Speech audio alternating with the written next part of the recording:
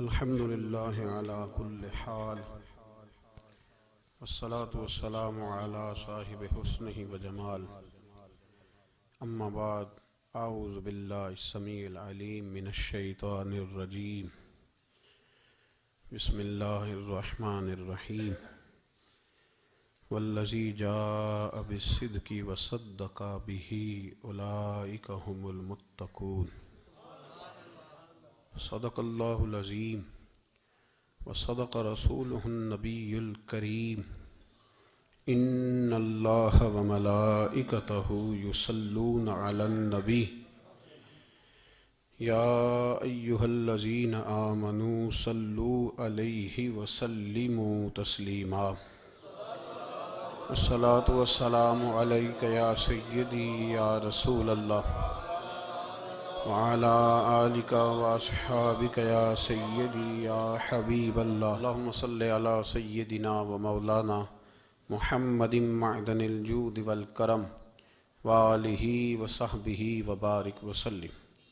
تمام تعریفیں حمد و ثنا اللہ تعالی جل مجدہ الکریم کے لیے، ہر قسم کے درود و سلام نبی رحمت، نور مجسم، شفیع معظم احمد مجتبیٰ جناب حضرت محمد مصطفیٰ صلی اللہ تعالی علیہ وسلم کی ذات والا صفات کے لیے حمد و صلات کے بعد امیر المومنین، خلیفۃ المسلمین، خلیفہ اول بلا فصل حضرت سیدنا ابو بکر صدیق رضی اللہ تعالیٰ عنہ کی سیرت پر، آپ کے فضائل اور کمالات پر چند باتیں۔ قرآن مجید فرقان حمید میں اللہ کریم نے فرمایا والذی جاء بالصدق وصدق بہ، فرمایا وہ جو سچ لے کر تشریف لائے اور وہ جنہوں نے اس سچ کی تصدیق کی، اولئک ھم المتقون، یہی اللہ سے ڈرنے والے ہیں۔ جو سچ لے کر تشریف لائے اور جنہوں نے سچ کی تصدیق کی۔ نبی کریم صلی اللہ علیہ وسلم کو اللہ تبارک و تعالیٰ نے بے شمار لاتعداد معجزات عطا فرمائے۔ حضور کو اللہ تبارک و تعالیٰ نے بے شمار کمالات سے نوازا۔ حضرت عبداللہ بن رواحہ رضی اللہ تعالیٰ عنہ فرمایا کرتے تھے کہ حضور صلی اللہ علیہ وسلم کوئی معجزہ بھی نہ دکھاتے تو حضور علیہ السلام کا چہرہ ہی ایسا تھا کہ لوگوں نے دیکھتے جانا تھا اور کلمہ پڑھتے جانا تھا۔ نبی پاک صلی اللہ علیہ وسلم کو اللہ نے بڑے کمالات دیے۔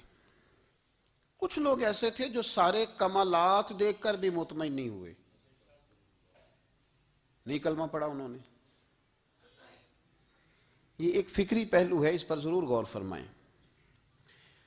جب جنگ ہوتی ہے ذاتی مفادات کی، اور جب انسان کو یہ غلط فہمی سما جاتی ہے کہ مجھے بھی کچھ پتہ ہے، مجھے بھی کچھ آتا ہے، اور جب اس کا یہ ذہن بن جاتا ہے کہ میں نے ہر چیز کو پہلے اپنی چھوٹی سی عقل کے دائرے میں رکھ کے اچھی طرح سے پرکھنا ہے، اگر میری عقل پر چیز پوری آئے گی تو قبول کروں گا ورنہ قبول نہیں کروں گا۔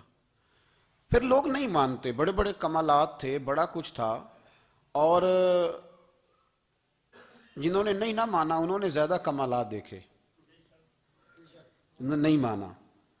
ابو جہل کتنی دفعہ معجزہ طلب کرنے آیا، کبھی کہا کہ مجھے بتائیے میری مٹھی میں کیا ہے، اگر آپ بتا دیں گے تو کلمہ پڑھ لوں گا۔ تو حضور علیہ السلام نے فرمایا اگر تیری مٹھی میں جو ہے وہی بتا دے کہ میں کون ہوں تو پھر پڑھ لو گے۔ کنکریوں نے کلمہ پڑھا، اس نے نہیں پڑھا۔ معجزہ دیکھا اس نے، معجزہ مانگا، اس نے کہا کہ اگر چاند کے 2 ٹکڑے ہو جائیں تو میں پڑھ لوں گا کلمہ۔ چاند کے 2 ٹکڑے حضور نے کر دیے، چاند 2 ٹکڑے ہوا، کوہ صفا کی پہاڑی کے بیچ آدھا ادھر گیا آدھا ادھر گیا، دوبارہ جا کے جڑا، اس نے دیکھا، کہنے لگا اوہو میں تو سمجھتا تھا کہ معاذ اللہ آپ کا جادو صرف زمین پہ چلتا ہے، آپ کا تو آسمانوں پہ بھی چلتا ہے۔ اس نے بڑے کمالات دیکھے لیکن کلمہ نہیں پڑھا۔ حضرت ابو الحسن خرقانی رحمۃ اللہ علیہ ایک درویش تھے۔ ہم جو درویشی اور فقیری اور ان لوگوں کو ماننے والے لوگ ہوتے ہیں، ان میں بحث کم سے کم ہوتی ہے، ان میں اپنا آپ بڑھانے کی عادت کم سے، اس میں ماننے کا مزاج ہوتا ہے، اور وضاحت بھی نہیں لوگ طلب کرتے، اشاروں سے بھی بات مان جاتے ہیں، غلامی اسی کا نام ہے، اشارہ آپ کر دیں بات ختم ہو گئی، طے ہو گیا مسئلہ، اتنی زیادہ لمبی تو بات ہی کوئی نہیں۔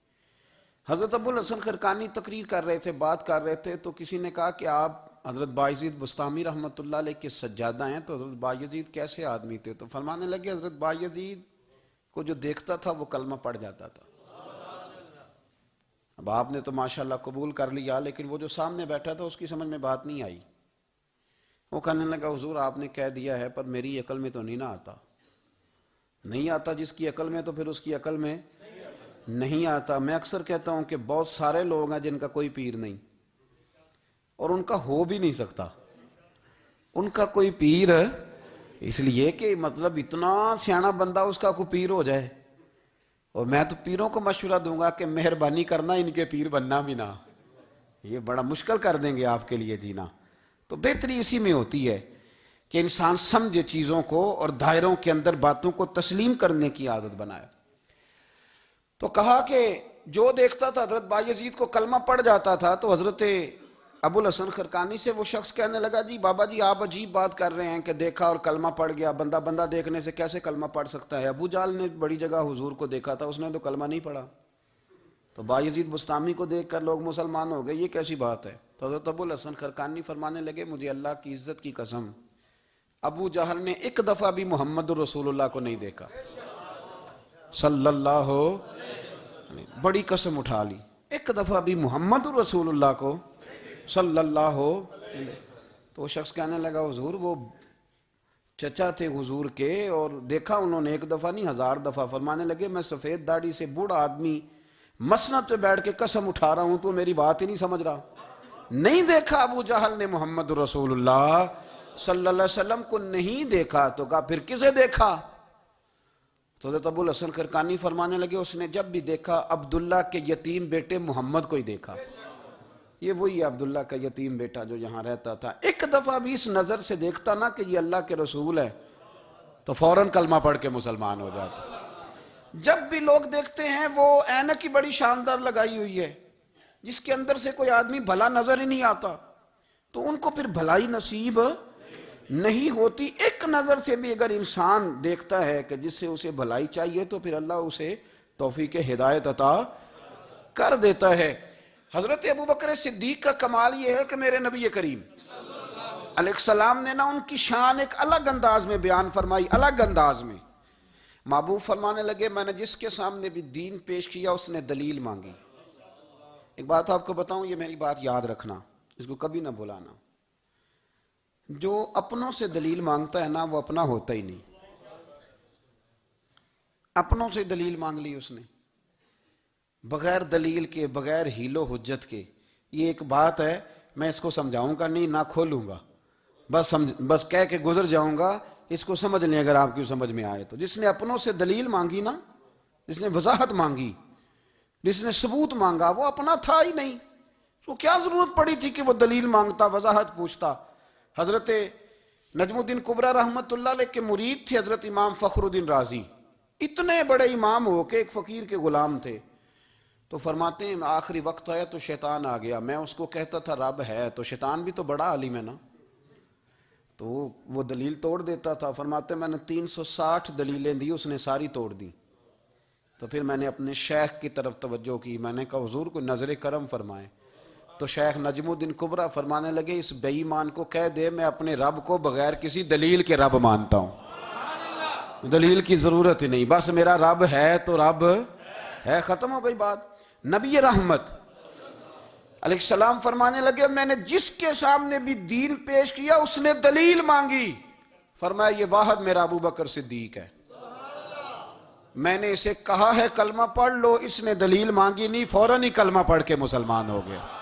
کوئی دلیل نہیں، کوئی معجزہ نہیں، کوئی طلب نہیں، کوئی شے نہیں۔ ساری زندگی مطمئن ہی نہیں ہو پائے لوگ، ساری زندگی اطمینان ہی نہیں ہو سکا، اس کو بھی سنا، اس کو بھی سنا، اس سے بھی سوال پوچھا، اس سے بھی پوچھا۔ بھائی تو مطمئن ہونا نہیں چاہتا، تو بحث کرنے کے لیے علم سیکھ رہا ہے، جس نے عمل کرنے کے لیے سیکھنا ہوتا ہے اس کو تو ایک حرف ہی بڑا کافی ہوتا ہے، تو ایک لفظ کی ضرورت ہوتی ہے، ایک جملے میں ساری زندگی لوگ گزار دیتے ہیں۔ حضرت ابوبکر صدیق رضی اللہ تعالیٰ عنہ نے بحث والا دروازہ نہیں کھولا، حضور نے کہا کلمہ پڑھو تو انہوں نے کلمہ پڑھا اور مسلمان ہو گئے، کوئی دلیل، کوئی وضاحت، کسی چیز کی کوئی حاجت، ختم ہو گئی بات۔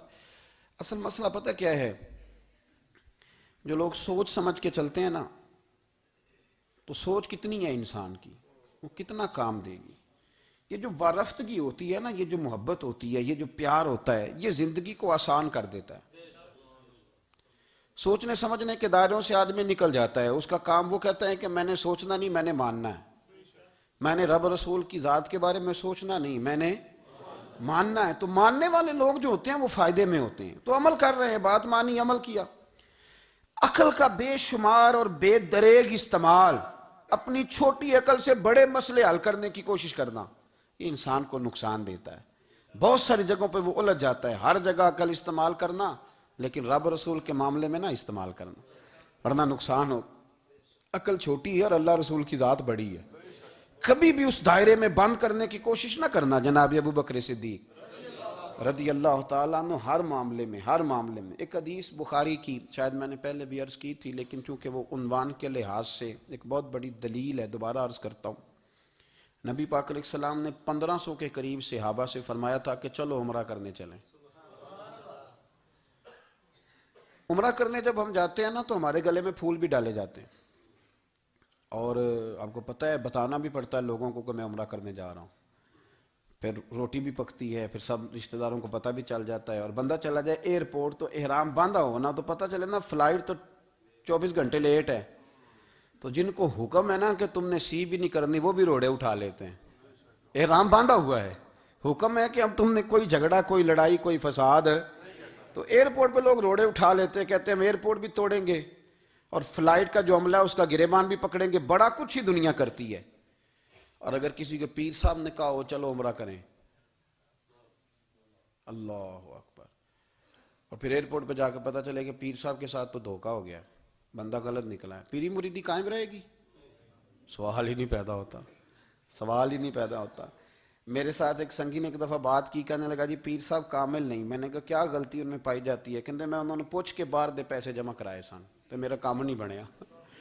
میں کہ تو پیر پڑھ لیا، تیرے تو کوئی نجومی پڑھنا چاہیے سی، وہ نجومی ہونا چاہیے تھا تیرے لیے، تاکہ وہ اچھی طرح غور کرتا ہے۔ جی آپ کو پتہ ہے نا اہل سنت میں کتابیں بھی نکلتی ہیں، کئی لوگ کہتے ہیں جی کوئی کتاب کٹ کے دسو، میں کیوں کسی لکھی نہیں تو کٹیے کی، تو وہ کون سی کتاب ہے جو آپ کہہ رہے ہیں نکالیں اور ذرا بتائیں کہ فلانا کام میرے لیے ٹھیک رہے گا کہ نہیں۔ ایک استخارہ ہے دین میں، اور استخارے کا بھی بابت معاملہ یہ ہے کہ آپ نے استخارہ کر لیا، اس کے بعد بھی آپ حتمی فیصلہ نہیں کریں گے۔ بزرگ کہتے ہیں کہ استخارہ کر کے بھی یہ کہو کہ جی میری سمجھ میں یہ آیا ہے، باقی حقیقتوں کا علم اللہ جانے، اللہ کا رسول جانے صلی اللہ علیہ وسلم، حقیقتوں وہی جانتے ہیں۔ تو الجھے نہیں زندگی میں۔ 1500 کے قریب صحابہ تھے، حضور نے فرمایا احرام باندھو بھائی، عمرہ کرنا ہے۔ حدیبیہ کے مقام پہ گئے تو قریش مکہ نے روک لیا، نہیں کرنے دیں گے۔ جب بات بہت آگے بڑھی تو پھر شرطیں لکھی گئیں، شرطیں بڑی سخت ہیں کہ جو مسلمان مکے سے مدینے آئے گا مدینے والے واپس کریں گے، اور اگر کوئی مسلمان مدینے سے مکے چلا گیا تو مکے والے واپس نہیں کریں گے، ہم ان کے لوگ دیں گے، وہ ہمارا بندہ دیں گے نہیں۔ یہ شرطیں تھی، صحابہ پریشان تھے۔ اب جب شرطیں طے ہو گئیں، شرطیں بھی سخت ہیں، نبی کریم علیہ السلام نے فرمایا بھی احرام کھول دو، فلائٹ کل نہیں جانی، پرسوں نہیں جانی، یعنی ہم اس سفر میں عمرہ کار ہی نہیں رہے، احرام کھول دو۔ تو امام زرقانی کہتے ہیں سب لوگ پریشان تھے، سب سے پہلے حضرت ابوبکر صدیق اٹھے، سب سے پہلے اٹھے، اٹھ کے احرام کھولا۔ ایک شخص نے کہا آپ کو بڑی جلدی ہے، تو آپ فرمانے لگے جلدی والی بات ہی کوئی نہیں، حضور کے کہنے پر باندھا تھا، نبی پاک کے کہنے پر کھول دیا ہے، ختم ہو گئی بات۔ حضور نے فرمایا باندھ لو تو ہم نے باندھ لیا، حضور نے کہا کھول دو تو ہم نے کھول دی، جلدی والی کیا بات ہوئی؟ صحیح بخاری کے لفظ ہیں، حضرت عمر کہتے ہیں کہ میری سمجھ میں بات نہیں آتی تھی، دب کے صلح کیوں کریں، ہم تو 313 تھے، تو ہم نے بدر میں ان کو بھگا دیا تھا، اب تو ہم 1500 ہیں، تو ہم ان سے قتال کریں گے، لڑائی کریں گے، جنگ ہوگی۔ حضرت عمر فاروق رضی اللہ تعالیٰ عنہ فرماتے ہیں حضور نے شرطیں طے کر لیں، بات لکھی گئی، میں نبی پاک کے حجرے میں داخل ہوا، خیمہ لگا ہوا تھا، میں نے جاتے ہی اپنے جذبہ جہاد کا اظہار کیا اور بڑے جلال میں، یا رسول اللہ آپ سچے رسول ہیں؟ بالکل سچا ہوں، قرآن سچا ہے، بالکل سچا ہے، اسلام سچا ہے، بالکل سچا ہے، حضور ہم دب کے صلح کیوں کریں؟ تو نبی کریم علیہ السلام نے فرمایا عمر تجھے تیری ماں روئے، میں اللہ کا رسول ہوں، میں وہی کہتا ہوں جو میرا رب مجھے حکم ارشاد فرماتا ہے۔ کہتے میں نے فوراً عرض کی یا رسول اللہ صلی اللہ علیہ وسلم آپ نے فرمایا نہیں تھا کہ عمرہ کریں گے؟ تو حضور نے فرمایا کہا تو عمرہ کریں گے، یہ تو نہیں کہا تھا کہ اسی سال ہی کریں گے، کریں گے تو کریں گے۔ جناب عمر کہتے میں واپس تو آ گیا، پر وہ میرے اندر جو جذبہ جہاد تھا ابھی ٹھنڈا نہیں ہوا۔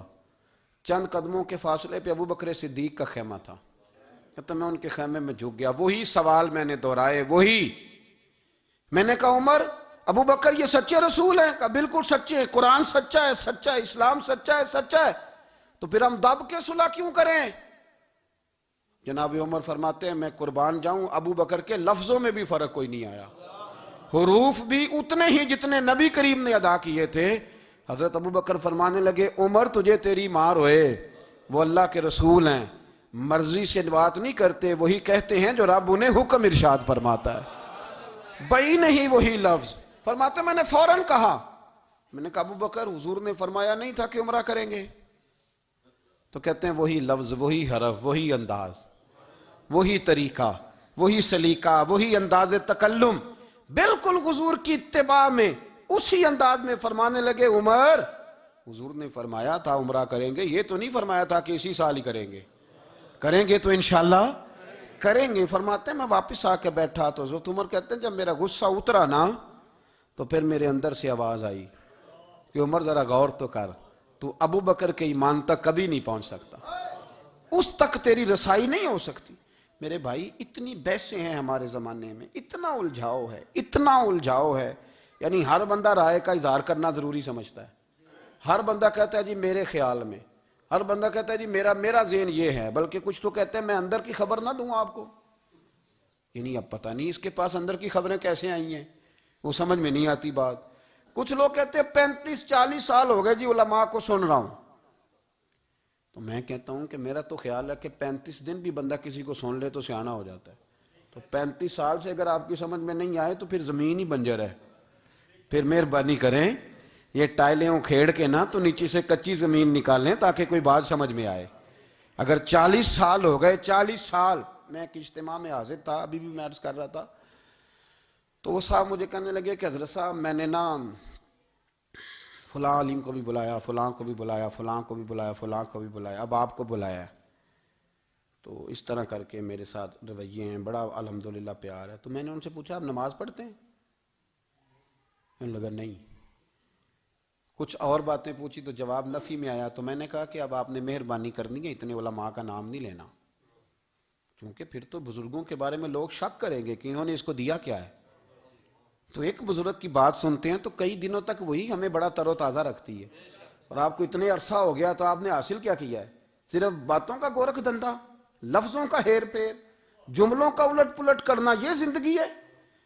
یہ زندگی ہے صرف باتیں کیلو کال سن لی آ گئے؟ نہ اسے ذرا آگے نکلیں، عمل کب کرنا ہے؟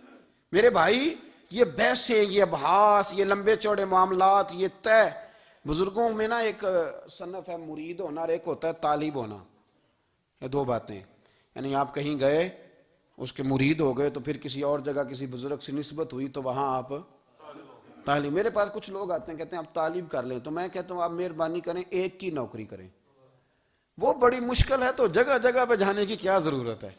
مطلب میں انکار نہیں کرتا کسی ایسی چیز کا جس کو بزرگوں نے رائج کیا، لیکن سمجھے نا، مطلب ایک کی بات پوری سنی نہیں گئی ہم سے، آپ خیر کی بات ہر جگہ سے سنیں، ہر جگہ سے، لیکن یہ صرف وہ تعلق بنانے کی کوشش کرنا کہ جس سے تھوڑا سا رابطہ بن جائے، جس سے تھوڑا سا تعلق بن جائے، جس سے تھوڑا سا نا پتہ چل جائے، اس سے نکلیں، سیکھنے کا ماحول بنائیں، اتنی عقل کے گھوڑے نہ دوڑائیں کہ عقل بھی بیچاری تھاکی جائے اور کوئی چیز ہاتھ بھی نہ آئے، کچھ کریں، عمل کریں۔ لیکن ایک جگہ پہ میں حاضر تھا تو وہاں دستار فضیلت کا جلسہ تھا، تو ایک مولانا نے تقریر کی، جس طرح تاجر کہہ لیتا ہے نا جی میں الحمدللہ اگر کمائی کرتا ہوں تو غریبوں کو بھی دیتا ہوں، سمجھا لیا نا اپنے آپ کو۔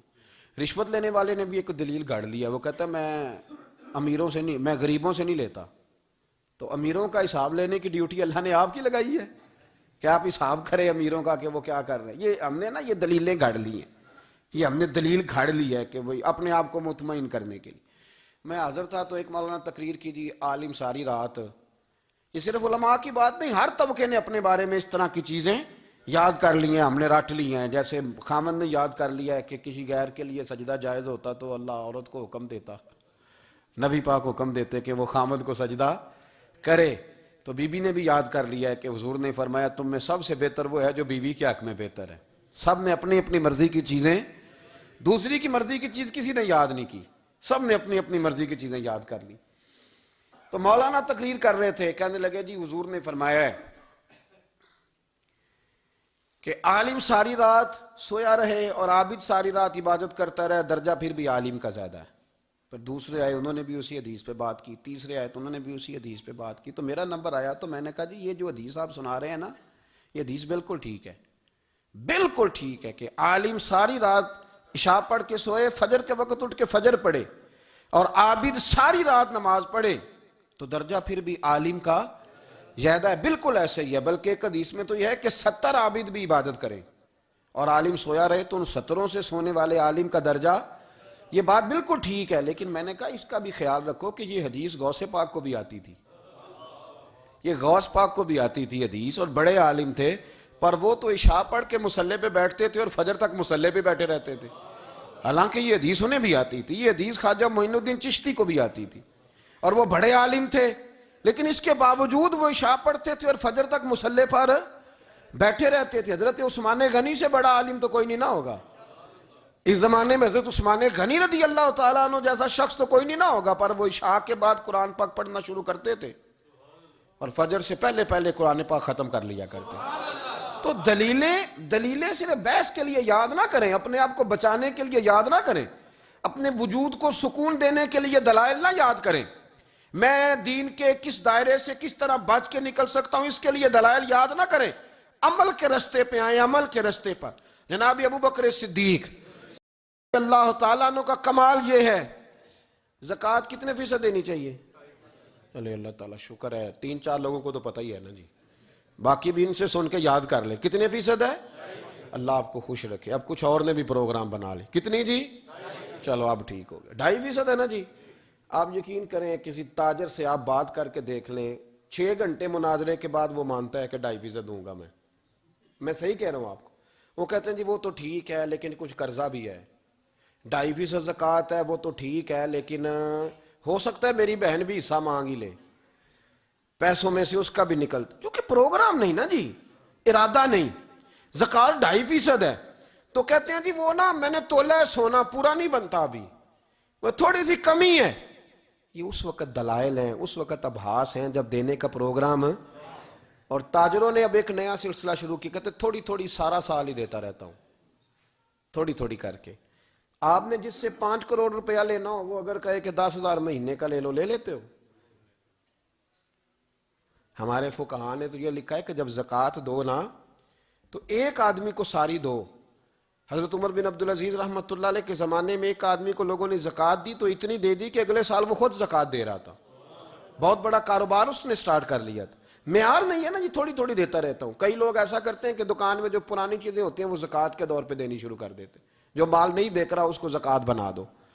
کیوں؟ دینے کا پروگرام نہیں. حضرت ابو بکر صدیق رضی اللہ, ذرا زندگی دیکھو, کہتے ہیں جس دن کلمہ پڑھا 40,000 دینار تھے, اور کلمہ پڑھے ابھی مجھے چند مہینے گزرے تھے, سارے مصطفیٰ کے قدموں پہ قربان کر دیے. پھر مال کمایا, پھر 4,000 دینار تھے, 4,000. جس دن ہجرت کے لیے نکلا 4,000 تھے. انہیں بھی پتا تھا 2.5% دینا چاہیے, ان کی بھی بیٹیاں تھیں, جوان بھی تھی, چھوٹی بھی تھی, ان کے بھی بچے تھے, لیکن دین کو ضرورت ہے. میرے رسول پاک صلی اللہ علیہ وسلم کے دین کو حاجت ہے. تو فرماتے ہیں اشرفیاں تھی میرے گھر میں, پیسے تھے, درہم تھے, دینار تھے. میرے والد بوڑھے تھے, ان کو خیال تھا کہ ابو بکر ساری دولت نہ لے جائیں. تو حضرت اسماء بنت ابی بکر سے جناب ابو بکر صدیق نے کہا کہ اس طرح کرنا, ایک گڑا چھوٹا سا تھا, گڑا ٹویا, اس میں پیسے ہوتے تھے, فرمایا اس میں روڑے رکھ دینا, اوپر ٹاٹ ڈال دینا, والد نابینا ہے, اگر پوچھے نا پیسے تو ان کا وہاں ہاتھ لگا دینا, انہیں پتہ چلے ابو بکر سارا مال لے کے نہیں گیا. فرماتے میں ہجرت پہ جانے لگا تو 4000 سارے ہی لے گیا. سارا مال ہی یار 2.5% کے لیے رٹا پڑا ہوا ہے. 2.5% کے لیے لوگ بحث کر رہے ہیں. 2.5% کے لیے دلائل چاہیے. کئی مفتیان کرام سے پوچھیں گے, پھر پروگرام بنائیں گے دینا ہے کہ نہیں دینا. اور جس دن تبوک کے لیے میرے مصطفیٰ کریم نے اعلان کیا, جناب صدیق اکبر فرماتے ہیں شے کوئی نہیں تھی, غربت کے دن تھے, کمزوریاں تھیں, مال اس دن کاروباری حالات کم تھے. یہاں لوگوں کا کاروبار جب ڈاؤن ہوتا ہے تو سب سے پہلے مسجد کا 200 بند کرتے ہیں, سب سے پہلے مدرسے کا بند کرتے ہیں, سب سے پہلے خواہش کرتے ہیں کہ وہ جو غریب کو جاتا ہے نا اس کو بند کرو, یہ زیادہ نقصان دے رہا ہے. حضرت ابو بکر صدیق رضی اللہ تعالیٰ عنہ فرماتے ہیں حالات خراب تھے, جیب دیکھی تو اتنے پیسے ہی نہیں تھے کہ مصطفیٰ کریم کو پیش کر سکوں. تو پھر کیا کیا؟ امام جلال الدین سیوطی کہتے ہیں ابو بکر صدیق نے نا گھر کے اندر کپڑا بچھایا, اور پھر صدیق اکبر نے کیا کیا کہ توا بھی رکھا, برتن بھی رکھے, اس پہ چولہا بھی رکھا. ابو بکر صدیق نے اس کے اوپر گھر والوں سے کہا کہ ایک ایک جوڑا پہن لو, ادھر دیکھو میری طرف, ایک ایک جوڑا پہن لو, اور باقی نا سارے جوڑے بھی یہاں رکھو. اور پھر جب لوگ بچوں نے دیکھا نا کہ ابا تو کپڑے بھی رکھوا رہا ہے, کیا بنے گا؟ فرمایا تمہیں تو ایک ایک جوڑے کی اجازت دے رہا ہوں نا, ذرا میری طرف دیکھو. خود اندر گئے تو ٹاٹ کا لباس پہن کے کپڑے بھی اتار کے رکھ دیے, کپڑے بھی اتار کے زمین اسی میں رکھے, سارا کچھ باندھا. لباس ٹاٹ کا تن تندور تے ہڈاں دا بالن, تے اسی ہاواں نال تپایا, کپ کپ مکیاں پیڑے کیتے, اتوں عشق پلے تھل لایا, تن دا سالن من دی ہانڈی لون صبر دا پایا. غلام فریدہ وے میں ساری تیری, تینوں وجہ یقین نہیں آیا. ہر چیز لپیٹ کے نا تو نبی کریم کی بارگاہ میں لے گئے, ہر چیز. میرے محبوب کا بھی انداز دیکھو, فرمایا ماں اب کہتا لے اہلے کا, گھر بھی کچھ چھوڑ کے آئے ہو. دیکھیں ادھر دیکھیں, جب کوئی لاتا تھا تو حضور فرماتے تھے کیا لے کے آئے ہو, یہ کیا ہے؟ یہ پوچھا جاتا ہے کہ یہ پوچھا جاتا ہے گھر کیا ہے؟ بھئی آپ کو کسی نے کوئی تحفہ دیا تو شاپر کھول کے تحفہ دیکھیں گے یا پوچھیں گے گھر کیا ہے؟ لیکن میرے رسول پاک کے لفظ دیکھیں, فرمایا ماں اب کہتا لے اہلے کا. ابو بکر سجنا گھر کیا چھوڑ کے آئے ہو؟ تو رو پڑے, کہنے لگے یا رسول اللہ میں کوئی غریب تو نہیں, میں بڑا مالدار ہوں. اب کہتا لہم اللہ و رسولے, گھر اللہ بھی چھوڑ آیا ہوں, اللہ کا رسول بھی چھوڑ آیا. حضور میں کوئی کنگال نہیں, میں مصطفیٰ والا ہوں, میں کوئی غریب نہیں, میں نبی والا ہوں, میں رب رسول کو گھر چھوڑ آیا ہوں. میرے مصطفیٰ کریم علیہ السلام فرمانے لگے تیرے پیچھے جبریل امین کھڑے, اور انہوں نے ٹاٹ کا لباس پہنا ہوا ہے, اور تیرے آنے سے پہلے وہ آ گئے تھے. تو میں نے پوچھا جبریل یہ بوریے کا لباس؟ عرض کی یا رسول اللہ ابو بکر نے پہنا ہے تو رب کو اتنا پسند آیا سارے فرشتوں کو پہنا دیا ہے, سارے فرشتوں کو پہنا دیا, سارے فرشتوں. ذرا یہ لذت تو لیں بات کی, جب 2.5% پہ جھگڑا ہوتا ہے نا تو پھر نماز میں مزہ نہیں آتا. جب تو 2.5% پہ بھی اڑا رہتا ہے نا, پھر درود و سلام پڑھتے پڑھتے طبیعت معاذ اللہ پریشان ہوتی ہے. جب الجھے ہوئے پھر مسائل اور ہیں. پھر میرے محبوب کریم بولے, میں ابو بکر رب کریم نے ایک پیغام بھی بھیجا ہے. یا رسول اللہ وہ کیا؟ فرمایا رب فرماتا ہے کہ ابو بکر سے پوچھ کے بتائیں کہ اس حال میں وہ رب سے راضی ہے کہ ناراض ہے. یہاں اقبال بولے, کہنے لگے خودی کو کر بلند اتنا, خودی کو کر, یہ وہ درجہ ہے, یہ وہ مقام ہے, خودی کو کر بلند اتنا کہ ہر تقدیر سے پہلے پھر خدا بندے سے خود پوچھے بتا تیری رضا کیا ہے. فرمایا رب پوچھتا ہے آپ راضی ہیں کہ ناراض ہیں. تو پھر ابو بکر صدیق بھی کھول کے روئے, کہا یا رسول اللہ میں کل بھی اپنے رب سے بڑا ہی راضی تھا, میں آج بھی اپنے رب سے بڑا ہی راضی ہوں. یہاں لوگ لے کے بھی نہیں راضی ہوتے, ابو بکر سارا کچھ دے کے بڑے ہی راضی ہیں, سارا کچھ دے کے. شریعت کا قاعدہ ہے کہ سارا مال آپ اللہ کے رستے میں نہیں دے سکتے, قانون شریعت ہے. حضرت ابی بن کعب نے کہا تھا یا رسول اللہ سارا دینا ہے, فرمایا نام بھائی چوتھا حصہ دے, 3 حصے بچوں کو دے. حضرت ابو لبابہ نے کہا تھا میں اس پر دلائل دے سکتا ہوں, احادیث موجود ہیں, حضور سارا مال دینا ہے, فرمایا نام بھائی چوتھا حصہ دے, 3 حصے بچوں کو دے. حضرت سعد بن ابی وقاص نے کہا تھا یا رسول اللہ صلی اللہ علیہ وسلم میری ایک ہی بیٹی ہے, سارا اللہ کے رستے میں دیتا ہوں. فرمایا نا 3 حصے بیٹی کو, چوتھا حصہ دے, تیرے بچے لوگوں کے ہاتھ دیکھے میں گوارا نہیں کرتا. ان سے کہا کہ چوتھا حصہ دو تب قبول کروں گا. ابو بکر صدیق سے فرمایا تو سارے لے آ، تیرا سارا ہی قبول ہے، تو سارے لے آ تیرا۔ اور ایک لفظ حدیث میں ایسا ہے، آپ یقین کریں، غلام ہوں کسی فقیر کا، تو جب میں اس کو پڑھتا ہوں نا تو آپے سے بات باہر نکل جاتی ہے۔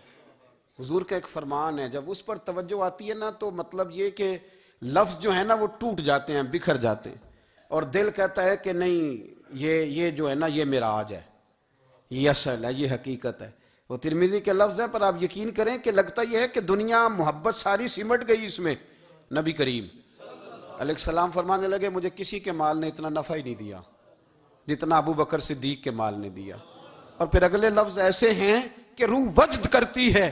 میرے کریم محبوب فرمانے لگے جس کا بھی مال آیا میں نے بیگانہ سمجھ کے خرچ کیا ہے، اور جب ابو بکر کا آیا ہے تو میں نے اپنا سمجھ کے خرچ کیا ہے، میں نے اپنا سمجھ کے، مجھے پتا ہے یہ شکوہ نہیں کرے گا، یہ شکایت، یعنی اس کو سارا بھی تروڑ مروڑ لوں گا تو اس کے لفظوں پر کبھی حرف۔ اور یار کچھ لوگ ہوتے ہیں جو 10 دیتے ہیں تو 20 جگہ بتاتے ہیں، جو کھانا کھلاتے ہیں تو ذکر کرتے ہیں، فرمایا اس کا مال میرا مال ہے، میرا، اس کو سارا توڑ کے کھا بھی جائیں گے تو یہ شکوہ نہیں کرے گا، یہ سارا میرا اپنا ہے۔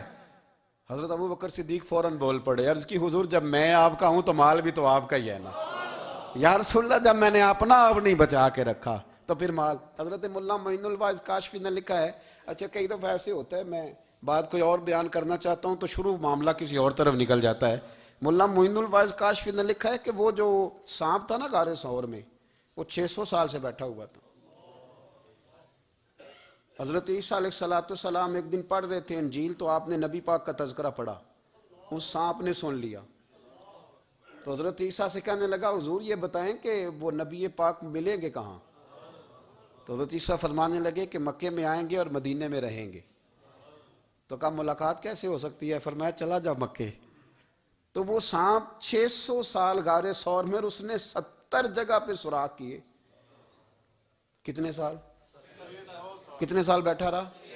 بول کے بتائیے۔ آپ 6 گھنٹے بیٹھ کے دکھائیں، سوال ہی نہیں پیدا ہوتا۔ ہم بڑے کمزور ہو گئے، ہمارے لیے معاملہ بڑا اور طرح کا ہے، ہماری مرضی کا کوئی بات کرے تو ہم اس سے راضی ہیں، انتظار کرنا اور یہ سارے کام کرنا یہ تو بڑا مشکل معاملہ ہے، یہ تو بڑی عجیب سی کیفیت ہے۔ میرے صاحب رحمۃ اللہ تعالیٰ علیہ 2015 میں کراچی تشریف لائے، میں اپنے ایک سنگی کو لے کے پہنچ گیا، چھوٹا موٹا مولوی میں بھی ہوں۔ صبح میں 7 بجے کے 8 بجے ہم وہاں پہنچ گئے، حضرت آرام فرما رہے تھے، نمازیں انہوں نے اندر ادا فرمائی ساری، ظہر بھی ہوئی، پھر عصر بھی ہوئی، پھر مغرب بھی ہوئی، پھر عشاء بھی ہوئی۔ عشاء کے بعد وہ سنگی ہم سے کہنے لگے کہ آپ کتنا انتظار کریں گے؟ تو میں نے کہا کہ انتظار تو کرتا ہے بڑا آدمی، بڑے لوگ انتظار کرتے ہیں، تو چھوٹے لوگ تو اطاعت کرتے ہیں، ہم چھوٹے ہیں تو ان کی مہربانی ہے، اگر زیارت ہو جائے تو تب بھی ٹھیک ہے، اگر وہ کہیں نہیں ملنا۔ میرے سنگی ساتھ موجود تھے، صبح سے گئے اور عشاء کے بعد کا وقت آ گیا، نہیں انہوں نے ملنا تو پھر بھی ٹھیک، وہ ہس بولے تھے وہ مہربانی، نہیں تو اساں تے لاڑ ہی لڑاؤنے نے، اس کی مہربانی ہے، اگر بات ہو جائے تو ٹھیک ہے ورنہ کوئی معاملہ نہیں۔ تو عشاء کی نماز کے بعد انہوں نے ہمیں یہ کہا کہ پیغام آیا کہ محفل میں جہاں حضرت جا رہے ہیں وہیں ملاقات ہوگی۔ تو ہم نے کہا یہ بھی بڑی نعمت ہے، جلوہ دیکھنا بھی بہت بڑی سعادت ہے، اس لیے کہ ہمیں پتہ ہے کہ وہ کیفیت کیا ہے، وہ رنگ کیا ہے، ان کا انداز کیا ہے۔ پیچھے جا کے بیٹھ گئے تو پھر ان کا حکم آیا کہ اس کو ذرا آگے آئے۔ جب میں اسٹیج پہ گیا تو فرمانے لگے مجھے سویرے ہی پتا تھا آپ آ گئے، کوئی عرض نہیں، اتنا کوئی انتظار تو بندہ کر ہی لیتا ہے۔ اب یقین کریں وہ دن کی جو لذت ہے نا وہ آج تک گئی نہیں طبیعت سے، وہ سرور گیا نہیں۔ کبھی کبھی سوچتا ہوں کہ اس سے ڈبل بھی انتظار کبھی ہو جائے، پر ایک دفعہ زیارت پھر نصیب ہو جائے، کبھی کبھی یہ سوچتا ہوں۔ 600 سال وہ سام بیٹھا رہا، 600 سال، اور 70 اس نے سوراخ کیے غار ثور میں، لیکن وہ بھی عاشق تھا نا۔ اور یہاں معاملہ یہ تھا کہ ابو بکر صدیق دعا مانگ کے گئے تھے کہ میں نے کسی کو موقع نہیں دینا، ایک میں ہوں گا دوسرا میرا یار ہوگا۔ وہ غار ثور کی تو لذت یہ والی تھی، ایک میں ایک میرے محبوب، اس نے 70 سوراخ کیے ہوئے تھے۔ جناب ابو بکر صدیق نے کہا حضور آپ ٹھہریں، میں ذرا بھی آیا صفائی کر کے۔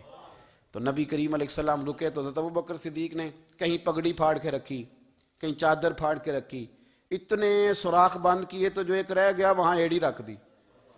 تو اب وہ سانپ بھی شکوہ کرنے لگا کہ یار تو بھی کوئی نرالا ہی عاشق ہے کہ میں نے تو کسر ہی کوئی نہیں چھوڑی تھی, 70 سوراخ کیے تھے اور تو نے بھی کمال ہی کر دی ہے, یہ سارے ہی بند کر دیے, جو بچ گیا اس پہ ایڑی رکھ دی. اس نے پتہ نہیں کتنے ڈنگ مارے. سانپ کا جب ڈنگ لگتا ہے تو وجود میں بہت زیادہ گرمی پیدا ہوتی ہے, گرمی. حضرت ابوبکر صدیق کے بارے میں ہمارے شارحین نے لکھا روئے نہیں, وجود اتنا گرم ہوا کہ آنسو ٹپک پڑے. نبی کریم صلی اللہ علیہ وسلم نے فرمایا ہٹا نا ذرا پیر. پھر انہوں نے ہٹایا تو میرے مصطفیٰ میں لعاب دہن لگایا. مولانا معین الواعظ کاشفی رحمۃ اللہ علیہ فرماتے ہیں کہ جب انہوں نے قدم ہٹایا نا تو پھر وہ سانپ باہر نکلا, اپنا سر نکالا اور کھڑا ہو کے حضور کا دیدار کرنے لگا. تو نبی کریم نے فرمایا تیرا کام ہو گیا, اب تو جا, مجھے اور ابو بکر کو رہنے دے. تو نکل گیا. یہ کیفیات ہے, یہ محبت ہے, یہ وارفتگی ہے, یہ سوز ہے, یہ درد ہے. یارو یہ میں کہا کرتا ہوں کہ یہ چیز جینے کا بھی مزہ دیتی ہے, مرنے کا بھی مزہ آتا ہے. مرنے کا بھی مزہ, سرور آتا ہے انسان اس میں. جب یہ کیفیات شامل ہوتی ہے نا, رنگ اور ہوتا ہے, درد اور ہوتا ہے, ذائقہ اور ہوتا ہے, کیفیت اور ہوتی ہے, پھر کوئی شوق نہیں رہتا اعلیٰ کپڑوں کا, بڑی گاڑی کا, لمبے چوڑے معاملات کا. پھر تو انسان ڈھونڈتا پھرتا ہے کوئی مجھے محبوب کی بات سنائے, کوئی اس کی شان میں کوئی شعر سنائے, کوئی اس کا ذکر سنائے, کوئی مل جائے نا کبھی کہ میرے تار چھیڑ دے, کوئی ملے, کوئی بات کرے, کوئی ذکر کرے. پھر انسان ڈھونڈتا پھرتا ہے ان لفظوں کو, ان لوگوں کو جو پکڑ کے دروازہ رسول صلی اللہ علیہ وسلم کی بارگاہ تک لے جائیں. بڑا پیار کیا میرے قریب محبوب. حضرت علی المرتضیٰ شیر خدا فرماتے میٹنگ بیٹھی تھی بدر والے دن, ہم بات کر رہے تھے خطرہ کہاں ہے, دلیر دلیل لوگوں کی ڈیوٹی کہاں لگائی جائے. شیر خدا بھی چاہ رہے تھے کہ میں وہاں ڈیوٹی دوں گا, تو کہتے ہیں سمجھ آئی کہ سب سے زیادہ خطرہ نبی کریم علیہ السلام کے عریش مبارک کا ہوگا, حضور کے خیمے کو, چھپر مبارک کو. قریش مکہ سب سے زیادہ حملے وہاں کریں گے جہاں حضور ٹھہرے ہوں گے. طے ہو رہا تھا کس کی ڈیوٹی لگائیں, کس کو وہاں ذمہ داری سونپیں. کہتے ہیں ہم بات کر رہے تھے اور میں تیار تھا وہاں جانے کو, اچانک ابو بکر صدیق آ گئے. کیا باتیں ہو رہی ہیں؟ تو ہم نے کہا جناب ہم پروگرام بنا رہے ہیں کہ وہاں ڈیوٹی کس نے کرنی ہے. تو فرمانے لگے یہ کرنے والی بات ہی کوئی نہیں, میں نے تو عرض کر بھی دیا ہے نبی پاک کی بارگاہ میں کہ یا رسول اللہ یہاں ڈیوٹی میں ہی کروں گا. تو حضرت ابو دردہ رضی اللہ تعالیٰ عنہ عرض کرنے لگے حضرت ابو بکر صدیق سے کہ حضور آپ کے ساتھ کون ڈیوٹی کرے گا؟ فرمانے لگے کسی کی بھی ضرورت نہیں, کوئی ماں نے لال جنا ہی نہیں, کوئی جنا ہی نہیں ماں نے لال جو ابو بکر کے ہوتے ہوئے نبی پاک تک پہنچ جائے, کسی کی جرت ہی نہیں. میں اکیلا کافی ہوں مصطفیٰ کریم کے خیمے کا پہرا دینے کے لیے. یہ اعزاز, یہ شان, یہ لطافت. اور میرے نبی کریم علیہ السلام نے بھی پھر حضرت ابو بکر کو چاہا تو کمال ہی کر دیا, چاہا تو کمال ہی کر دی, کمال ہو گئی. حضرت ابو دردہ کہتے ایک دن حضور علیہ السلام نے مجھے فرمایا ابو دردہ یہ تو نے آج کیا کیا ہے؟ حضور کیا ہوا؟ فرمایا آج تو گلی میں چل رہا تھا اور ابو بکر صدیق کے آگے آگے چل رہا تھا, گلی میں ابو بکر کے آگے آگے چل رہا تھا. یا رسول اللہ صلی اللہ علیہ وسلم کیا ہوا؟ فرمایا نہ کسی پہ سورج طلوع ہوا نہ غروب ہوا جو میرے ابو بکر سے افضل ہو, خبردار اس کے آگے نہیں چلنا, ابو بکر صدیق کو کمر نہ ہونا چاہیے. شاہ ولی اللہ صاحب نے ایک بات لکھی ہے, بڑی نرالی ہے, وہ بھی بڑی نرالی. مثل تعویذ ہوتے ہیں نا کچھ لوگ, جب بھی ملتے ہیں شفا ہوتی ہے. بڑی شاندار عجیب بات لکھی ہے. حضور صلی اللہ علیہ وسلم نے ایک دن فرمایا کہ وقفے سے ملا کرو محبت بڑھتی ہے. یہ حضور کا فرمان ہے, وقفے سے ملا کرو محبت بڑھتی ہے. قدر کھو دیتا ہے نا ہر روز کا آنا جانا, اور بڑی دلچسپ ہوتی ہیں بے ترتیب ملاقاتیں. تو کہا کہ وقفے سے ملا کرو. حضرت ابو ہریرہ بھی تھے, دیگر لوگ بھی تھے, حضور نے فرما دیا. حضرت ابو بکر صدیق بھی سن رہے تھے. زور کی نماز پڑھی گھر چلے گئے, عصر پڑھی تو گھر چلے گئے, مغرب پڑھی تو گھر چلے گئے. حضرت انس بن مالک رضی اللہ تعالیٰ عنہ کہتے ہیں 3 دفعہ حضور نے پوچھا ابو بکر نہیں آئے, ابو بکر نہیں آئے, ابو بکر نے کہتے 3 دفعہ پوچھا. تو میں پھر پہنچ گیا, میں نے کہا ابو بکر 3 دفعہ حضور نے پوچھ لیا کہ ابو بکر نہیں آئے, ابو بکر نہیں آئے. تو جناب صدیق اکبر دوڑے, حضور حکم. فرمایا کہاں تھے صبح سے؟ عرض کی یا رسول اللہ آپ نے تو فرمایا تھا وقفے سے ملا کرو محبت بڑھتی ہے. تو محبوب فرمانے لگے تمہیں تھوڑی کہا تھا, تمہیں تھوڑی کہا تھا, تو نہ جایا کر یار, تو رہا کر. تو رہتا ہے تو دل جمع رہتا ہے, تو یہاں موجود ہوتا ہے تو دل آپ یقین کریں کچھ لوگ ایسے ہوتے ہیں جن کے بارے میں دل کرتا ہے انہیں بندہ خرید کے پاس رکھ لے، ان کو خرید لے، یہ یہیں رہیں، یہ جائیں نہ، اس لیے کہ ان کا لب و لہجہ اور ہوتا ہے، ان کا طرز حیات اور ہوتا ہے، طرز غلامی اور ہوتا ہے، طرز فرما برداری اور ہوتا ہے، انداز اور ہوتا ہے۔ فرمایا تو نہ جایا کر، یہی رہا کر۔ اور میرے محبوب نے فرمایا ابو بکر تو صرف میرا غار میں ہی ساتھی نہیں، قیامت میں جب میں حوض کوثر تقسیم کروں گا تب بھی تو میرے پاس ہی بیٹھا ہوگا، قیامت کے دن حوض کوثر کی تقسیم میں بھی تو میرے ساتھ ہی ہوگا، میرے نبی کریم علیہ السلام۔ اور ایک بات اور سن لے جاتے جاتے، کچھ لوگ ساتھ بڑا رہتے ہیں پر بات کم کم مانتے ہیں، کہتے ہیں میں جھاڑو جو دیتا ہوں آستانے پہ، مجھے وظیفہ پڑھنے کی کیا ضرورت، میں وہاں ہر وقت حاضر جو رہتا ہوں، مجھے کیا ضرورت ہے شجرہ پڑھنے کی، مجھے کیا ضرورت ہے ان کی بات سننے کی، میں وہاں رہتا جو ہوں اتنا ہی کافی ہے۔